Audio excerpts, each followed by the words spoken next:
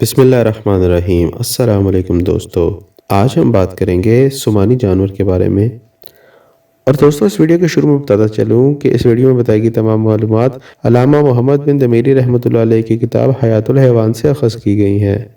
سمانی سے مراد بٹیر ہے۔ زبیدی نے کہا ہے کہ سین کے ضمے اور نون کے فتح کے ساتھ یہ الحباری کے وزن پر آتا ہے۔ یہ ایسے پرندے کا نام ہے جو زمین پر رہتا ہے، اور یہ پرندہ اس وقت تک پرواز نہیں کرتا جب تک اسے اڑایا نہ جائے۔ سمانی ایک معروف پرندہ ہے۔ سمانی کو تشدید کے ساتھ نقل نہیں کیا گیا، اس کی جمع سمانیات آتی ہے۔ اس کو قتیل الرعد بھی کہا جاتا ہے کیونکہ جب یہ بجلی کی گرج سنتا ہے تو اس کی موت واقع ہو جاتی ہے۔ یہ بھی کہا جاتا ہے کہ بٹیر کے بچے جو ہی انڈوں سے نکلتے ہیں اڑنے لگتے ہیں۔ اس پرندے کی عجیب خاصیت یہ ہے کہ یہ موسم سرما میں سکوت اختیار کرتا ہے، اور جب موسم بہار کا آغاز ہوتا ہے تو چیخنا چلانا شروع کر دیتا ہے۔ اس کی غذا البیش والبیشا ہے جو دو زہر قاتل ہے۔ یہ ایک ایسا پرندہ ہے جس کے متعلق کوئی نہیں جانتا کہ یہ کہاں سے آتا ہے، یہاں تک کہ بعض لوگ کہتے ہیں کہ یہ بحر مالح سے آتا ہے کیونکہ یہ وہاں پرواز کرتے ہوئے دیکھا گیا ہے، اور یہ بھی دیکھا گیا ہے کہ اس کا ایک بازو پانی میں ڈوبا ہوا اور دوسرا کھلا ہوتا ہے۔ اہل مصر اس سے بہت مانوس ہیں اور وہ اسے بہت بھاری قیمت پر خریدتے ہیں۔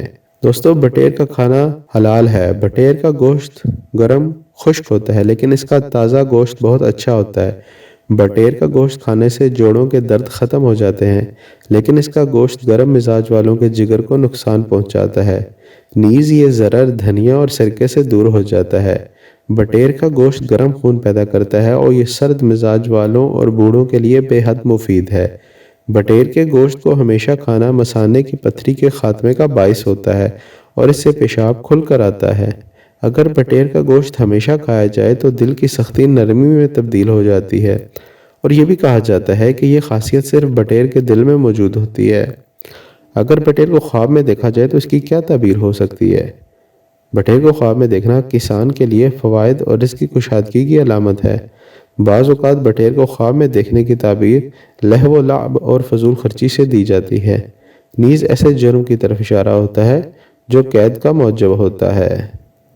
تو دوستو، کیسی لگی آپ کو یہ چھوٹی سی بٹیر کے متعلق انفارمیٹیو ویڈیو؟ امید کرتا ہوں کہ آپ کو پسند آئی ہوگی۔ اگر یہ چھوٹی سی ویڈیو آپ کو پسند آئی ہے تو اس کو ضرور لائک کیجیے گا اور اپنے دوستوں کے ساتھ شیئر کیجیے گا۔ اگلی معلوماتی ویڈیو تک مجھے دیجیے اجازت۔ اللہ حافظ۔